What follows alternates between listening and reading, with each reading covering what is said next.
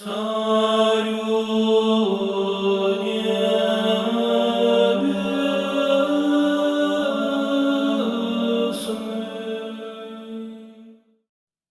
does addiction mean within the mindset of a Christian, and especially an Orthodox Christian? So, in order for us to do that, we have to kind of put on the mind of the fathers and make sure that we're thinking about all of human nature correctly first.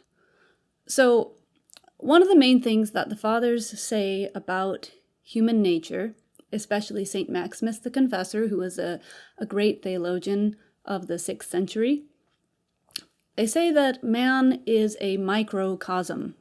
So that means a little world inside of the big world. So what exactly does that mean? It means that everything that can be found in creation and everything that happens in the whole world can be found inside of us and happens inside of us. So we have the entire universe inside of each person. Now, we're also meant to have God inside of us. We're meant to be God-bearers on this earth. So that means that inside of the human person, all of creation, all the physical world, and God and all of the invisible world are joined together. They meet inside of man. So this is part of our original calling at creation from God. Sort of like one of our first job descriptions, you know. It's our job to fill ourselves with God's grace and thereby sanctify the creation. But what happened with that job description? So we decided not to do it. So Adam and Eve, instead of filling themselves with God and sanctifying creation, they decided, hey, let's take this fruit, this piece of creation, and fill ourselves with that instead, and we'll just kind of skip that whole God part. We'll try to become like gods and we'll try to get the end purpose, but we're just going to go around God and try to do it in our own way. And what that means is that we were meant to be full of God, and we chose not to be. We were meant to sustain the creation, but instead, we started looking to creation to try to sustain us. What happens? What's the result of us sort of ditching our job description? It means that we end up empty. We end up empty and dissatisfied.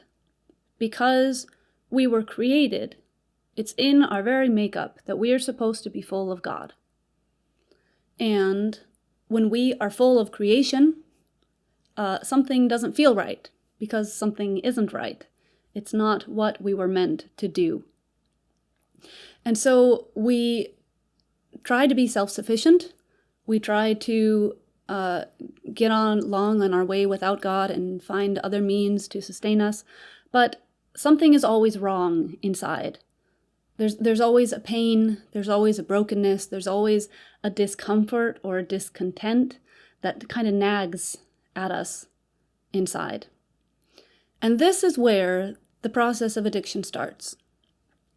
So, addiction comes from us either misunderstanding that pain inside, or maybe being too proud to acknowledge it, or just not having the courage to bear with that pain.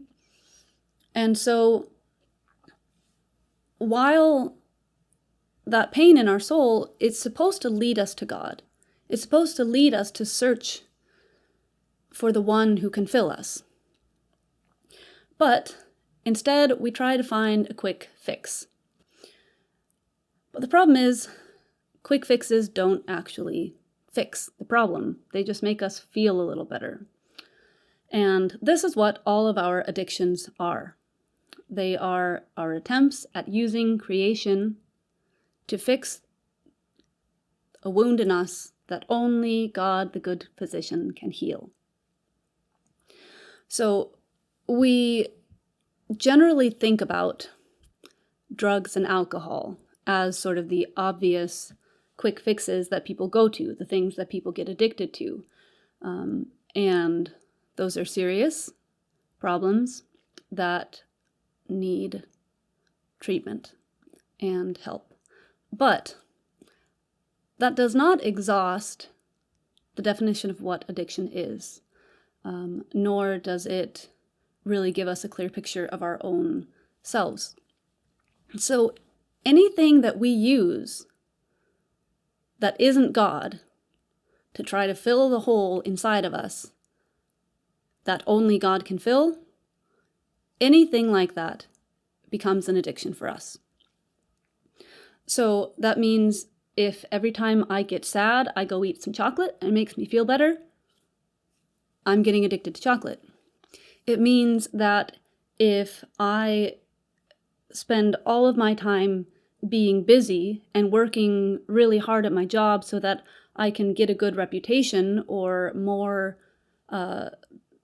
possessions that look better, and that's going to make me feel better about myself, it means that I'm, again, just covering over the wound that's inside and trying to find something to make it feel better.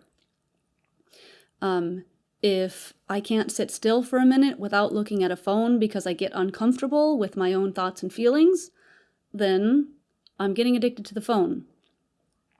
If I can't be a kind, loving person in the morning without having coffee, I'll probably getting addicted to coffee. So anything can be like this. And these can be the littlest things, and they don't have to be even physical things. So things like being addicted to a reputation, or being addicted to the attention of others, or to the approval of others.